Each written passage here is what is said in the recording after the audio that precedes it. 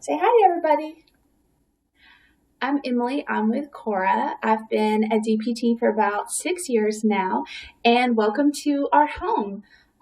Today, I'm going to be showing you some things that we are doing at home with just everyday items. You're hanging out here in our kitchen. Yeah. This is Nathan. He is about 9 months old. So we'll be showing you some things that we do to help with his development, with standing, crawling, sitting, transitions between the floor, quadruped, things like that. Yep. I'll be showing you some modifications to make it a little more challenging for your little one, or ways to modify it to make it a little easier. So, first thing we're going to do is just look around our kitchen for some fun things that we can play with. If you're like me, you see all these cool toys on the internet, but if you order them, it takes a couple weeks to get it in anyways. So let's see what we can find. You want to help me? So he likes things that are loud and noisy. So we might look for, like, this little plastic colander would be a fun toy. Some teething rings. Gosh, any old thing to open up some drawers. You want to watch? Okay, you can stand right here. Stand right here and watch, okay? Plastic, anything that's really easy to clean. Are you getting excited? Is that a spatula? This little plastic spoon. Do you need a drink? Okay. Keep a drink handy because when we're playing hard, we get thirsty. Yeah. We're still learning how to drink from a straw. All right. Anything else we're missing? Tupperware is really great. We have been playing with Tupperware a lot lately. So Nathan is just standing on a cooler. It was a happy accident that it ended up being a great place to stand and play. Put all the toys on there. You can see he's doing some tripod standing. So he's weight shifting a little bit, keeping his balance with one hand, but reaching with the other. This is a real great precursor to walking, right? He's got to work on his balance, on his truck support, and playing and reaching for items is a great way to kind of work on that weight shifting. Yeah. The colander makes a really good drum. Yeah. Is that cool? Yeah. We love the camera. We love looking at ourselves. Really fun. The Tupperware makes a really good drum and a really good rattle. So sometimes we'll put things in there. We'll put the spatula in there. Yeah. Okay. It'll be really good in there. Just thought of something else we could play with. Are these little measuring spoons? Again, quick, easy. Throw them in the dishwasher when you're done. Just sterilize them again.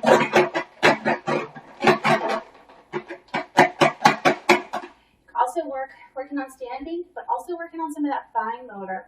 So he has what's called kind of a raking grasp, where he kind of uses his whole hand to pick things up. Yeah. Good job. Of course, I'm careful to do things that aren't a choking hazard because everything goes straight to his mouth. You always want to have some supervised play. Yeah, how does that taste? Is that good? Absolutely. You can also put things on the floor to help him work on some transitions. You'll see a little bit more the older children will have a little bit more mature grasp so they can actually pick something up with a pointer finger and index. So the smaller items going to encourage that fine motor. Dumping his bucket out is great. So find the toy that he's interested in and then kind of position it away from him. So he has to kind of shift and reach. Yeah. Who knew playing was helping so much, huh? Oh, thank you. Thank you. Good. You can also work on some language skills. So put this in here. Close this up.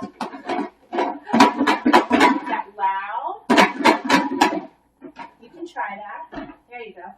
you try that. What do you think? Yeah? Is that pretty cool? So we like playing with that. Yeah. And he's working on his balance. If your little kiddo isn't ready for that advanced movement, that's totally fine. I think if more comfortable, they'll encourage standing. You might see them like go with both hands and hold on to it. That would make it a little harder. To make it easier, you could do this in sitting. Thank you. Oh, that's so good. Yes. I'm going to show them how you can do it in sitting. You can sit in your lap and play, working on that trunk support. Again, when you're sitting, you place items a little bit out of the support, encouraging them to reach. You might even find that they start getting some playing and side crossing, which is a great transition to get up into quadruped. If you have them play with one hand down, kind of shifting their weight, that's a great way to work on strengthening their body to get them ready to do things like pulling up and then transitioning to get ready to crawl. You like to play with the microphone? That is fun, isn't it? Come back over here, buddy. The other thing that Nathan really likes doing is walking around. So putting some toys on the kitchen floor and kicking them is fun. Yeah, kicking is a hard skill, but with a little bit of help, kind of encourages that motor mobility. We're also working on stepping over different obstacles, which is really fun. Yeah, that microphone is cool, isn't it? So kicking different toys and objects is a fun game. Of course, don't use your nice kitchenware. And then watching them just kind of play. So you see him kind of W sitting, which is something we don't really want kiddos to do. So you can encourage them to come up into tall kneeling, even some half kneeling play. That's a great hard skill that helps them pull up to stand. Right? So all I did was kind of shift his weight, help facilitate that knee to come out from underneath him. Yep. Another thing we love to do, we found by happy accident, is play with some painter's tape. So painter's tape is a fun toy. First of all, it's just fun and exciting. You can roll it around on the floor, chase it, and you can also put it on different surfaces. So this is our high chair. You like to put tape on the high chair and then try to pull the tape off. It's a great way to play in different positions. You can do it sitting, standing, just kind of drape the tape. Different angles, different positions. And then he has the fun challenge of trying to pull that tape off. You leave a lot of tape loose on the ends, it makes it easier for the little kids to grab and pull it off. Yeah. Got some hanging here on the edge. What do you think? So he's playing in tall kneeling, which is great. He's kind of still got one hand for support, grabbing a corner of that tape and pulling it off. Yeah, good job. You want some more? If I was trying to encourage him to reach upward and work on pulling up, I could put some tape a little bit higher so that he plays in standing. This is painter's tape. Use whatever you have around the house. I like this because it's gentle on furniture and on his skin, but you could definitely use scotch tape, duct tape. Just be mindful of the surfaces you're putting it on. Yeah, how's that taste? Does that taste good? Thank you. Is that fun to pull? Yeah, good job. You know, you can make it fun. So some of these teaspoons we could put on the tape. Let's open this up. You know, if this teaspoon was really exciting for him, we could put some tape, stick it on the tape right there. So it's something fun and different to grab. Yeah. You can do this with any toy. You can do bath toys, a spoon. Again, we're using little measuring spoons. You can do any type of activity, any type of toy. Make it kind of a fun thing to look at and grab. Especially if the tape is kind of challenging. Maybe you have them reach for the toy instead. What do you think, buddy? You want to play with that? Yeah. Good job. Good job. Does it taste good? Yep. So again, a lot of different ways that you can play with the things you already have around the house.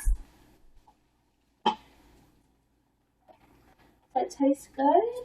Because always do things supervised. Don't want your little kiddos choking on anything.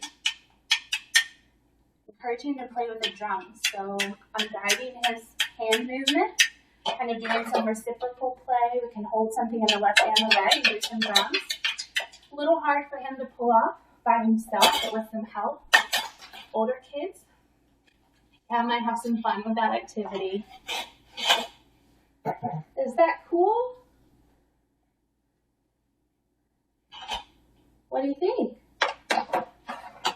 Now it's transitioning kind of to that side prop, which is great. So you can transition in and out of sitting. That's kind of a mature movement pattern that you'll start to see as your kids are getting older. Yeah, you like to look at the camera? Yeah, what kid doesn't love technology these days, right? Cool. Some other fun things you can do with tape. Again, we put tape all around the high chair. You could definitely have them sitting in the high chair, put the tape on top of the high chair table and have them pull that off. We also like to put tape on the walls. Yeah. You want to show them the tape on the wall? Okay. Let's show you what we've got over here.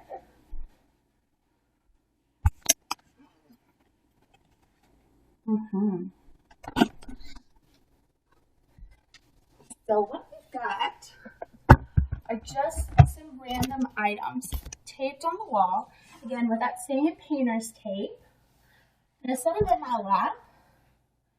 Just let him practice. I put some things down low, some things down high. There's definitely some things close to make it easy and engaging, but some things that are farther away to make it a little harder for him to reach. Again, want to kind of find ways to challenge him, to work on strengthening those muscles. Think about those motor plans and motor movements. Yeah. You can do any object up here. We've even got, whoops, a little hanger. Yeah. You want to help standing. Again, when they get a little older, a little stronger, this might be an activity that they can do without your help. But when they're younger, have them do it while they're sitting or support them in standing is a great way to start. When you need a break, you can have them sit in your lap.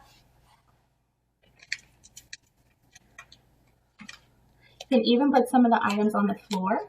Have them practice reaching down as well as reaching up. What do you think, huh?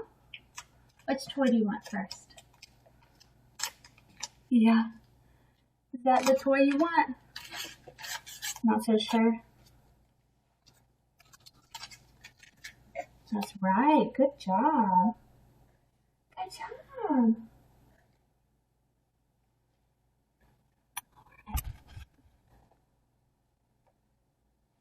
Yeah. CORA also has a lot of really cool resources for parents. They'll do some Facebook Live events for little kiddos. We have a cooking class with our director of pediatric programs. She'll do cooking with her kids and share some fun recipes. We also have story time on Thursdays. Story time is great because it's you're going to listen to a story read by a therapist, and then they'll tell you some fun things you can do with your kids, like learning some sign language, Nathan's favorite was reading The Hungry Little Caterpillar, and then learn some exercises that are named after bugs, which is really kind of fun to learn. They don't know that they're exercising, but all they know is that it's a fun activity and silly activity. So check out those resources. Join us live when they're on Facebook, or you can go back through, watch them recorded. If you've missed some of them, there's some really cool series out there.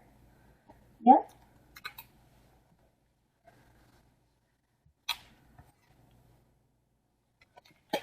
If you have tried any of these activities, or you have some great activities that you do with your own little kid, we love to see and hear about your ideas. So feel free to tag me or tag Cora in your pictures, so we can celebrate the fun things that you're doing. Have a good rest of your day, guys.